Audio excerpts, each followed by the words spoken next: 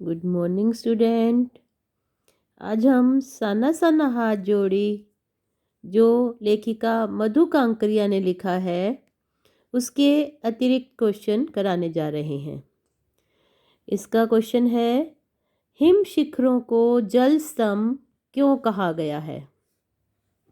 Him शिखरों को जल स्तंभ कहा गया है क्योंकि सर्दियों में हिम शिखरों से बर्फ के रूप में जल इकट्ठा हो जाता है और गर्मियों में चारों ओर जब जल की आवश्यकता होती है तो बर्फ पिघलकर जल के रूप में नदियों में आ जाती है और सबकी प्यास बुझाती है।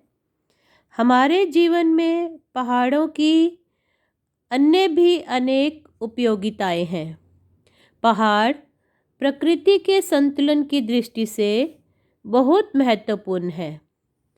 पहाड़ों के अभाव में मौसम चक्र छिन्न भिन्न हो जाएगा। चिकित्सकीय दृष्टि से भी पहाड़ हमें अमूल्य औषधियाँ प्रदान करते हैं। भारत के लिए पहाड़ उसकी सुरक्षा व्यवस्था का अटूट अंग है जो शत्रुओं से हमारी रक्षा करते हैं। देश की आर्थिक प्रगति में भी पहाड़ पर्यटन, कृषि आदि के क्षेत्र में अतुलनीय उपयोगिता रखते हैं। नेक्स्ट क्वेश्चन है, सिक्किम में स्त्रियां क्या क्या काम करती हैं? साना साना हाथ जोड़ी पाठ के आधार पर बताइए। सिक्किम में स्त्रियां घर और बाहर के अनेक काम करती हैं। वे घर के सामान्य कार्यों के साथ साथ मवेशी होता है, पशुओं को चराने जाती हैं, पानी भरती हैं, जंगलों से लकड़ियां काट कर लाती हैं, बच्चों की देखभाल करती हैं और इससे बढ़कर वे अपने प्राणों को खतरे में डालकर पहाड़ों पर मार्ग बनाने का दुस्साध्य होता है कठिन काम भी करती हैं। युमथांग के पर्यटन स्थल बनाने का श्रेय किसे और किस प्रकार है?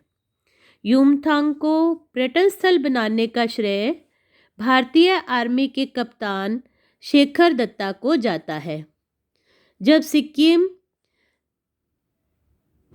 भारत में मिला तो उसके कई सालों बाद वहां पर तैनात आर्मी कप्तान शेखर दत्ता के दिमाग में आया कि वहां बर्फ फौजियों को रखने से कोई लाभ नहीं है।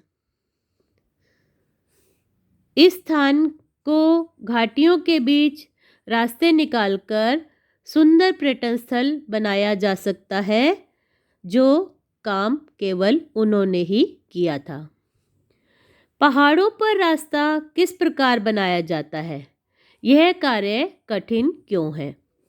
पहाड़ों पर रास्ता बनाना एक कठिन कार्य है। इसमें हर पल प्राणों का खतरा बना रहता है। सबसे पहले डायनामाइट से चट्टानों को उड़ा दिया जाता है और बड़े बड़े पत्थरों को तोड़कर समान आकार के छोटे छोटे पत्थरों में बदला जाता है। फिर बड़े जाले में उन्हें लंबी पट्टी की तरह बिछाकर कटे रास्तों पर बाड़े की तरह लगा दिया जाता है। इस कार्य में जरा भी चूक होती है तो मृत्यु हो सकती है, इसलिए इसे एक कठिन कार्य कहा गया है। नेक्स्ट क्वेश्चन है, प्रकृति के उस अनंत और विराट स्वरूप को देखकर लेखिका को कैसी अनुभूति होती है? प्रकृति के उस अनंत और विराट स्वरूप को देखकर लेखिका बहुत आनंदित और रोमांचित हुई। वह उस विराट सौंदर्य को अपने भीतर पा लेना चाहती थी। वह स्वयं को चिड़िया के पंखों की तरह हल्का अनुभव करने लगी। उसे आत्मा का संगीत सुनाई देने लगा और जीवन की शक्ति का आभास होने लगा। सारी तामसिकताएं होता है, मतलब मन में जो बुरी भावनाएं हैं वो सब समाप्त हो गई।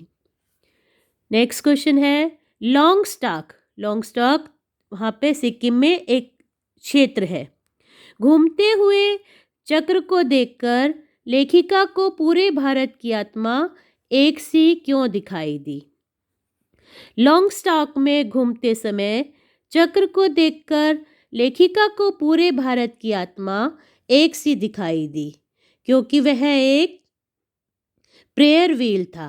प्रेयर व्हील मीन्स प्रार्थना करने वाला एक पहिया था जिसके पीछे वही पाप पुण्य विश्वास अंधविश्वास की अवधारणाएं थी जो भिन्न भिन्न रूप में सारे देश में व्याप्त है। वहाँ यह मान्यता थी कि इस चक्र को घुमाने से सारे पाप धुल जाते हैं। इसी से लेखिका को लगा कि हम रंग रूप रीति रिवाज आदि में भले ही भिन्न हों, किंतु यदि इन मान्यताओं के धरातल पर देखा जाए तो सारे देश की मानसिकता एक जैसी ही है। जिस प्रकार हम समतल भूमि पर रहने वाले गंगा स्नान करते हैं, वैसे ही वहाँ पहाड़ी जो लोग हैं उस व्हील को घुमाकर मानव पापों से मुक्त हो जाते हैं।